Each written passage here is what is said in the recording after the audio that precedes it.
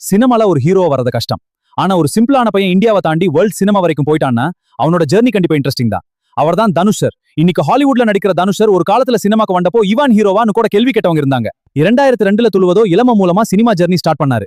அதுக்கப்புறம் காதல் கொண்டேன், திருடா திருடி, புதுப்பேட்டை படமா அவரோட ஓன் ஐடென்டிட்டியை கிரியேட் பண்ணாரு. ஆனா தனுஷாரு தமிழ்நாடு தாண்டி இந்தியா ஃபுல்லா ஃபேமஸ் ஆக்கின ஒரு மோமெண்ட் இருக்கு. ஓ இது கொலவெரிடி. இந்த பாட்டு ரிலீஸ் ஆன உடனே யூடியூப்ல இருந்து சோஷியல் மீடியா வரைக்கும் எங்க பார்த்தாலும் கொலவெரி தான். ஒரு தமிழ் சாங் இந்தியா ஃபுல்லா ட்ரெண்ட் ஆச்சு. இந்தியாவை தாண்டி இன்டர்நேஷனல் ஆடியன்ஸ் கூட பார்க்க ஆரம்பிச்சாங்க. அதுக்கப்புறம் தானுஷ் சார் பாலிவுட்குள்ள என்ட்ரி கொடுத்தாரு. ராஞ்சனா மாதிரி படங்கள் மூலமா தமிழ் ஆக்டர்னு மட்டும் இல்லாம பேன் இந்தியா ஆக்டரா மாறினாரு. ஆனா அவரோட அம்பிஷன் அங்க நிக்கல. ஹாலிவுட் வரைக்கும் போயிட்டாரு. தி கிரே மேன்ல ரயன் காஸ்லிங், கிறிஸ் எவன்ஸ் மாதிரி ஹாலிவுட் ஸ்டார்ஸ் கூட ஸ்கிரீன் ஷேர் பண்ணாரு. ஒரு காலத்துல இந்த பையனை ஹீரோவான்னு கெட்டவனுக்கு தனுஷ் ஹாலிவுட்ல நடிக்கிறாருன்னு பேசுற அளவுக்கு ஜேர்னி வந்துச்சு. சினிமா மட்டும் இல்ல, singer, lyricist, producer, director, actor Dhanush sir பல ரோல்ல தன்னோட டேலண்ட ப்ரூவ் பண்ணிருக்காரு. சொந்த வாழ்க்கையில கூட சூப்பர் ஸ்டார் ரஜினிகாந்த் சாரோட மகள் ஐஸ்வர்யா அவர்களை 2003 கல்யாணம் பண்ணாரு.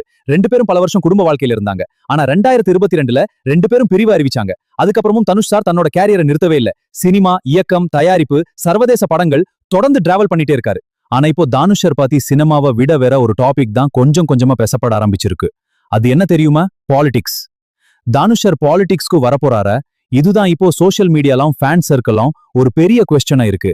ரீசன் இல்லாம இந்த குவெஸ்டன் வரல. தனுஷ் சாரோட ரசிகர் மன்றங்கள் வெறும் சினிமா கொண்டாட்டத்துக்கு மட்டும் இல்லாம நலத்திட்ட உதவிகளையும் ஈடுபட ஆரம்பிச்சிருக்கு. இரத்த தானம், மக்களுக்கு உதவுறது, நலத்திட்ட உதவிகள், ரசிகர்களை ஒருங்கிணைக்கிறது, இப்படி அவங்களோட செயல்பாடுகள் அதிகரிச்சுட்டே இருக்கு. அதுக்கும் மேல ரசிகர் மன்றங்களை தொகுதி வாரியா ஒருங்கிணைக்கிற மாதிரி அறிக்கைகளும் வந்திருக்கு. சமீபத்துல ரசிகர்களை சந்திக்கும் போது நம்ம ஒற்றுமைக்கு ஒரு நோக்கம் இருக்கணும், சினிமாவை தாண்டி நல்ல விஷயம் பண்ணலாம்னு தனுஷ் சார் பேசினாரு. இது வெறும் ரசிகர் மன்ற செயல்பாடா? இல்ல, எதிர்காலத்துல ஒரு அரசியல் அமைப்புக்கான அஸ்திவாரமா? இதுதான் இப்போ எல்லாரும் யோசிக்கிற கொஸ்டின். ஆனா இங்க ஒரு இம்பார்ட்டன்ட் பாயிண்ட் இருக்கு. தானுஷ் சார் ஆஃபிஷியலா நான் பொலிட்டிக்கல் பார்ட்டி ஸ்டார்ட் பண்ணிட்டேன்னு இன்னும் அனௌன்ஸ் பண்ணல.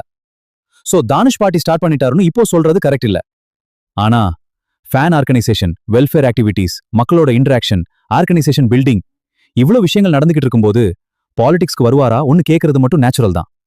ஒரு காலத்துல சினிமாவுக்கு வர கூட ஸ்ட்ரகிள் பண்ணின பையன். அப்புறம் தமிழ்நாடு, இந்தியா, ஹாலிவுட்னு டிராவல் பண்ணின ஒரு ஆர்டிஸ்ட். இப்போ அந்த ஜெர்னி பாலிடிக்ஸ் வரைக்கும் போகுமா? அதுக்கு ஆன்சர் தனுஷ் சார் தான் சொல்லணும். சினிமால ஹீரோவா இருக்கிறது வேற, பாலிடிக்ஸ்ல மக்களோட லீடரா இருக்கிறது வேற.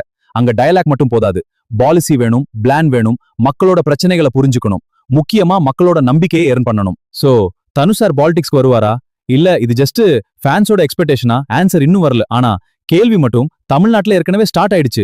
நான் உங்கள் கேசவன். இது உங்கள் அனிமேஷன் அரசியல் சேனல்.